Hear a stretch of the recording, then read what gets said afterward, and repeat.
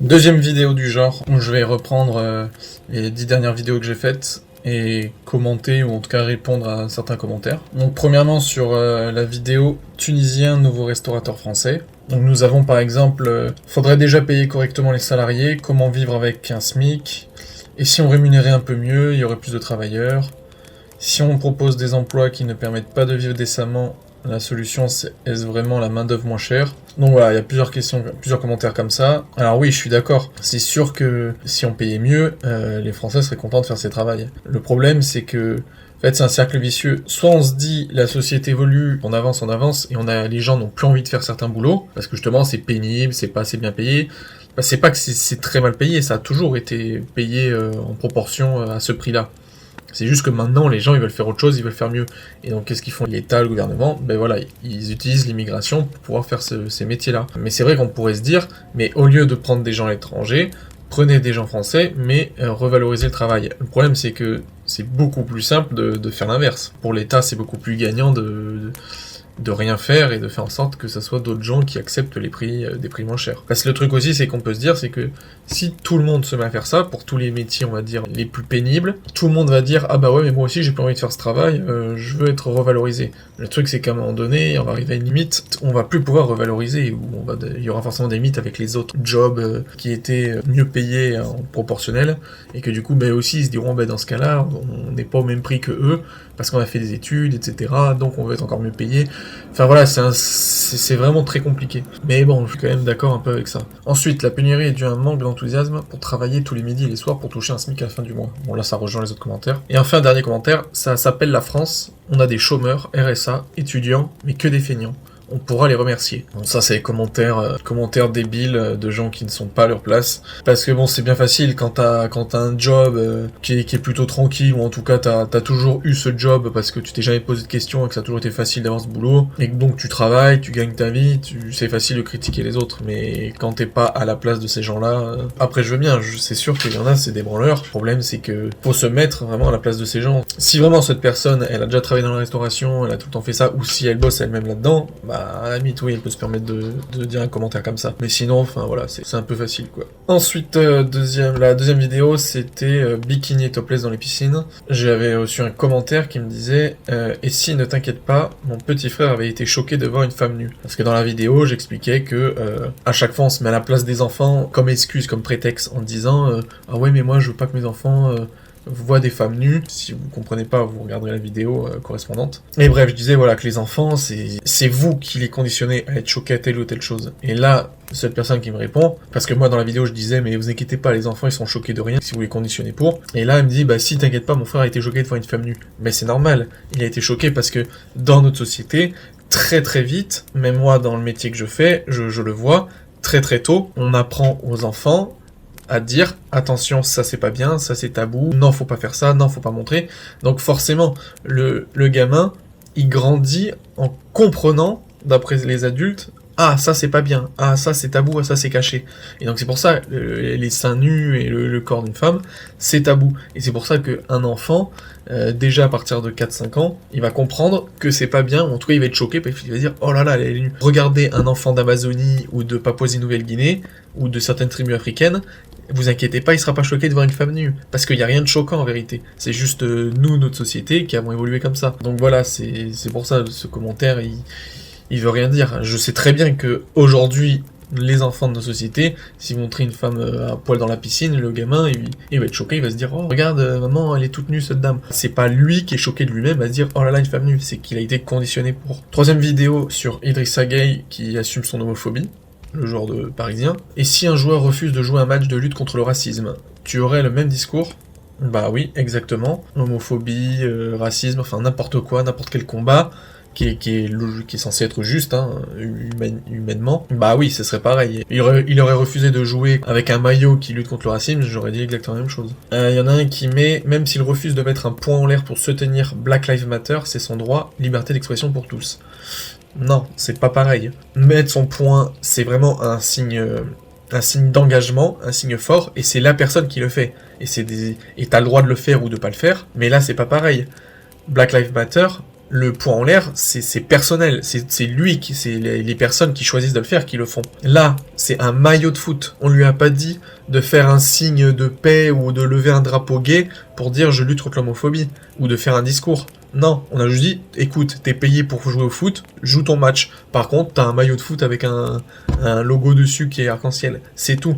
Si par exemple pour Black Lives Matter, un jour, pendant un match, il y aurait justement un petit écusson avec marqué Black Lives Matter sur le maillot, bah là par contre j'aurais fait la critique. Les personnes qui n'auraient pas voulu jouer ce match parce qu'il y avait ce petit logo sur le maillot, j'aurais fait exactement la même vidéo. Donc c'est pas pareil. Faire un signe soi-même, s'engager soi-même, c'est autre chose. T'as le droit effectivement d'être neutre ou pas. Donc voilà, pour moi ça n'a pas de rapport. D'accord avec vous, je suis homo et je comprends que certaines personnes ne m'aiment pas. Ça voilà, je voulais le relever, donc c'est très bien cette personne de le dire, mais même si c'est vraiment malheureux, effectivement elle a raison. Les gens ont le droit de pas aimer d'autres gens. Ensuite un commentaire, il n'a rien fait d'homophobe. Question suivante. En fait j'ai l'impression que quand il regarde mes vidéos, que les gens sont pas assez intelligents pour les comprendre. Parce que dans la vidéo, justement, je ne parle pas de ça. J'ai dit qu'il assumait son homophobie. Il y a une différence entre assumer son homophobie et faire des actes homophobes. Effectivement, il n'a rien fait d'homophobe. Et moi, la question de ma vidéo, c'était est-ce que c'est sanctionnable d'assumer son homophobie et du coup de pas avoir joué? Et la réponse est dans la vidéo. Mais enfin, du coup, voilà, je ne parle pas du tout de que ce mec a fait ou non des actes homophobes. Les derniers commentaires, donc vous voulez dire... Comme il veut pas s'associer à cette couleur, et qu'il veut rester neutre, cela fait de lui un homophobe, n'importe quoi. Donc là, ça rejoint un peu ce que j'ai dit. Déjà, s'associer à cette couleur, non, c'est pas une couleur, il jouait pas pour une couleur, il jouait pour une cause, de lutter contre l'homophobie. Et forcément, et après, bah voilà, oui, dans la vidéo, j'explique pourquoi c'est homophobe, d'aller jusqu'à refuser de jouer un match pro où il n'a rien à faire à part jouer au foot, et c'est délibéré. Et puis d'ailleurs, je le répète encore une fois, mais ça a été dit, il dit que c'est par rapport à ses convictions religieuses. Or, on sait que dans les religions, l'homophobie c'est condamné, donc voilà, c'est QFD. Ensuite, autre vidéo, interdire les camgirls. Donc le commentaire était « On verra ce que tu en penses quand tu y trouveras ta fille, car c'est le sujet, elle est mineure. » Et là c'est pareil, on a encore une personne qui n'arrive pas à comprendre ce que je dis dans les vidéos.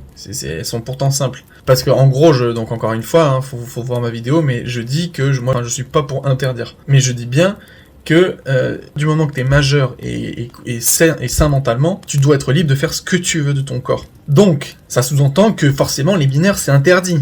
Les mineurs, c'est autre chose, c'est une case à part de la population. On doit préserver les mineurs jusqu'à leur majorité. À partir de là, ils font ce qu'ils veulent de leur vie. Donc, là, elle me dit, car c'est le sujet, les mineurs. Bah oui, je dis pas que je suis pour qu'il y ait des camgirls mineurs. Enfin, faut être teubé pour penser ça. Donc forcément, ça n'a aucun rapport. Et donc quand après elle dit, tu verras ce que tu penses quand tu y trouveras ta fille. Mais dans ce cas-là, ma fille, si à ce moment-là, elle est mineure, évidemment que je ferai tout pour la stopper. Et le truc, c'est que mon point de vue ne changera absolument rien sur les camgirls. Je serai pour interdire les camgirls aux mineurs.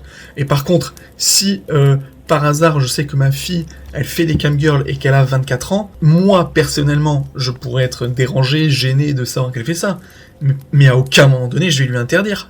Déjà parce qu'elle est majeure, et j'ai rien à lui interdire. En tant que père, je peux que lui conseiller, donc je pourrais lui conseiller et tout, mais je ne pourrais rien lui interdire. Et c'est pas parce que ma fille de 24 ans fait des camgirls que je dirais « je suis pour interdire les camgirls ». C'est vraiment débile.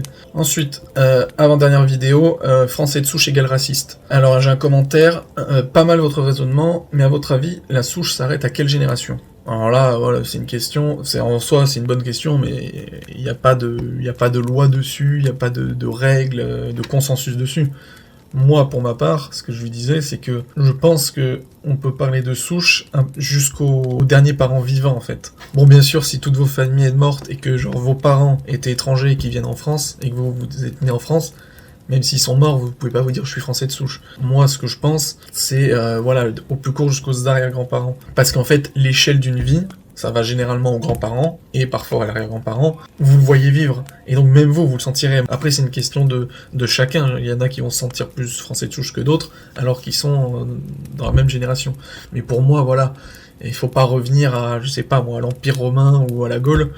Mais un français de souche, oui, c'est quand vous avez 3 générations avant vous qui est né en France. Là, vous pouvez dire, oui, vous avez quand même vécu plus d'une centaine d'années de générations dans le pays. Donc, mais bon, voilà, c'est complètement subjectif. En tout cas, ce qui est sûr, c'est que quand on se parle entre soi, avec les gens savent se définir français de souche ou non. Et ceux qui ne le sont pas, eux le savent, même limite le revendiquent, ils sont fiers de leurs origines. Autre commentaire, la politique, c'est d'apporter des idées, mais écouter ce genre d'ânerie, c'est pas intéressant. Alors, déjà, la politique, c'est apporter des idées, cette phrase est fausse. La politique n'apporte pas des idées, la politique, c'est le concret, c'est comment organiser la vie citoyenne, la vie en société. Bien sûr, il y a des idées dedans, mais c'est pas la politique, c'est apporter des idées.